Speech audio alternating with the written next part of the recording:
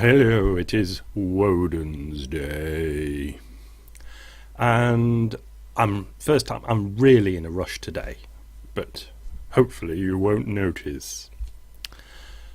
The first clip up is how much is enough work, money and the good life, and I take them as audio and put them on my MP3. It's a lecture at the London School of Economics. This one's by Lord Robert Skidelsky, and it was meant to be with his son, but Maurice Glassman comes in to be his offsider in the presentation.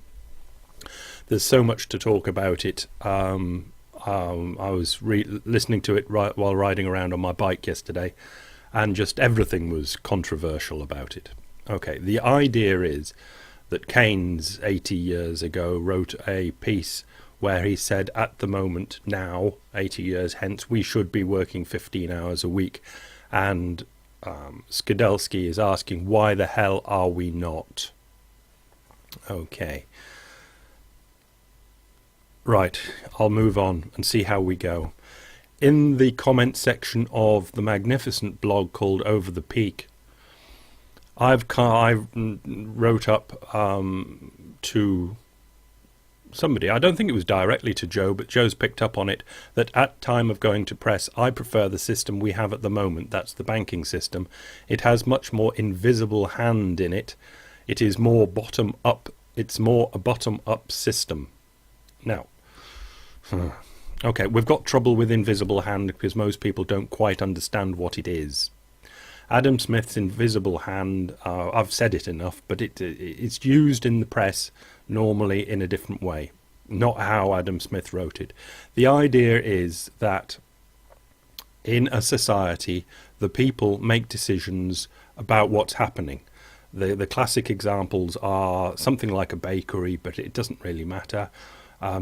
You can expand it out to most all examples. There are two bakeries in the village, and if one bakery is dirty, people will go to the clean bakery, the dirty bakery will be closed down.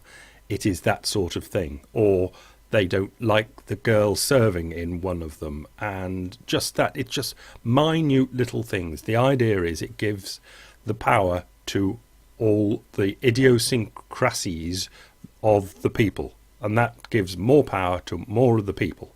And the invisible hand is meant to describe anything that gives more power to more of the people.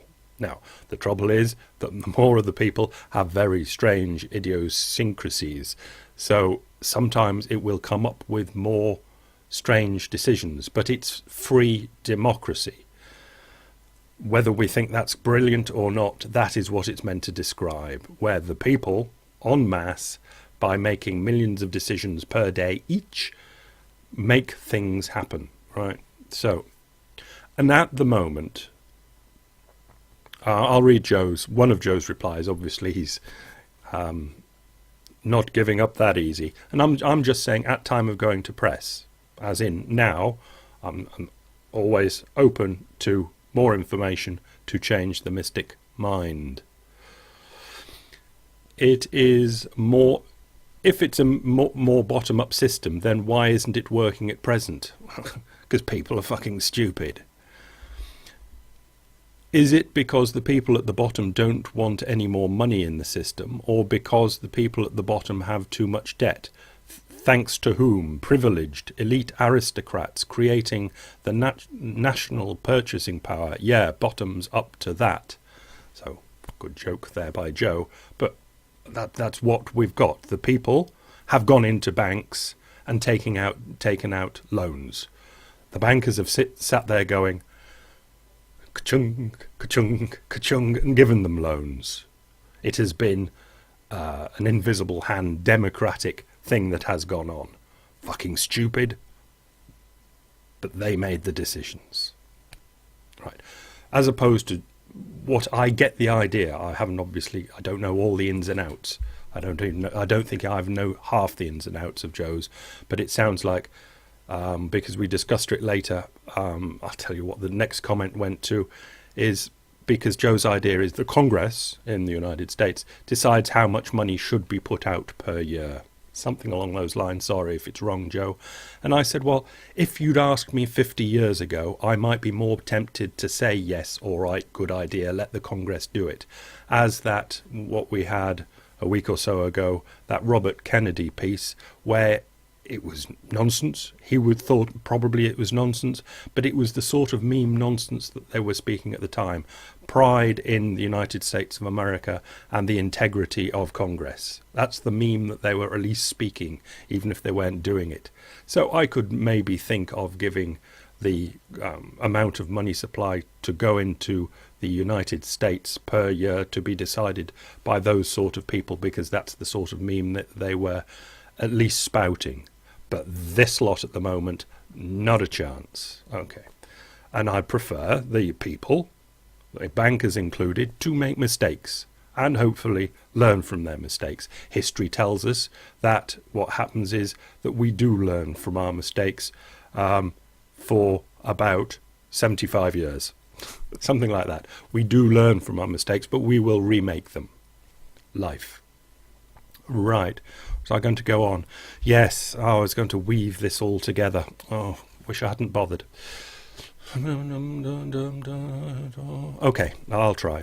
Johnny by the Creek, replying to my yesterday's presentation, which was mostly about decision making by people like you and me, and that's everybody. And we are fallible and will make bad decisions, or what turn out to be bad decisions down the line when, with 2020 hindsight, we look back upon them. Just part of Johnny's quite long comment, which was in his normal way. Very nice, well put together, brilliant comment. Puts brain power into the comments. Good. Common sense and common courtesy would go a long way in solving many problems, such as the water dilemma that you covered. That's me. Livestock has always been a mainstay of the economy in my area, Johnny's area. The other big cash crop was tobacco, but as the smart folks in public health and government have all but destroyed the local tobacco growers, we now simply import most of what we smoke.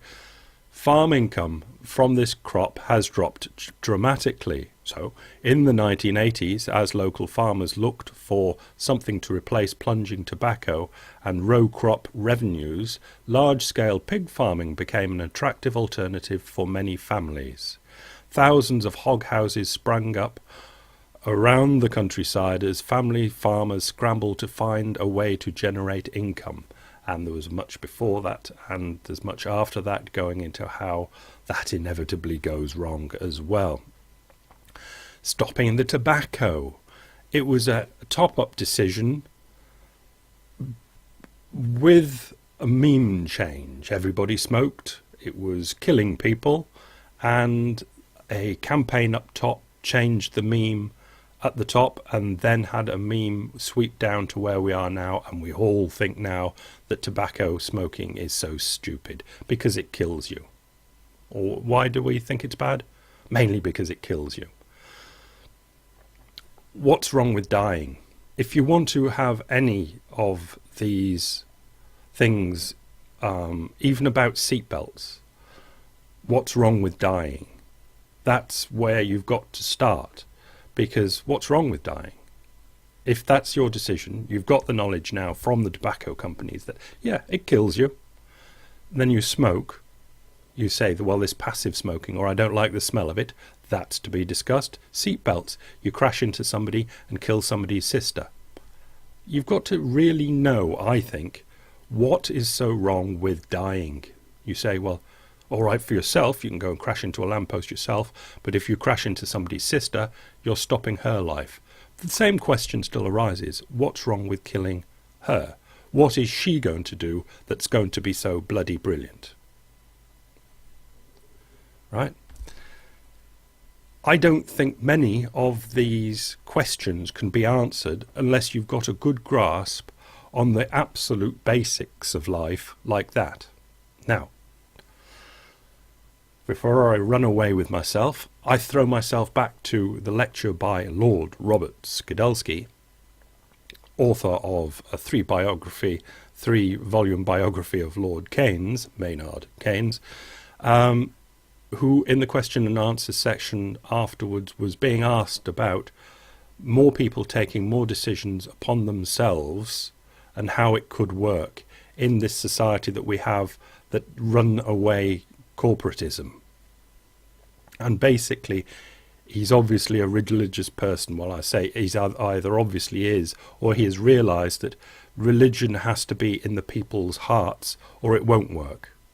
You cannot have the people with corporatism, capitalism sort of thing in their mind and expect them to be a sensible or responsible invisible hand controlling things, because they'll just do fucking stupid things. He says the only way would be to have a bonding force, which probably would be, looking at the past, the only thing that's strong enough would be a religious bonding of some sort of thing. The religious thing would give us the answer to the question what we're living for, and then from that would be able to build up to why we should stop smoking, why we should wear seatbelts, etc. But without that, I agree with Skidelsky that we really cannot be trusted in a democratic way to make responsible decisions in this corporate capitalist world.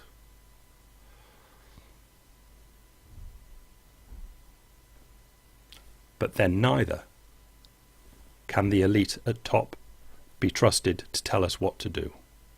As long as the corporatist, capitalist advertising world dominates, none of us can be trusted with ourselves, because we are mere, very frail humane beings. Good timing. Bye.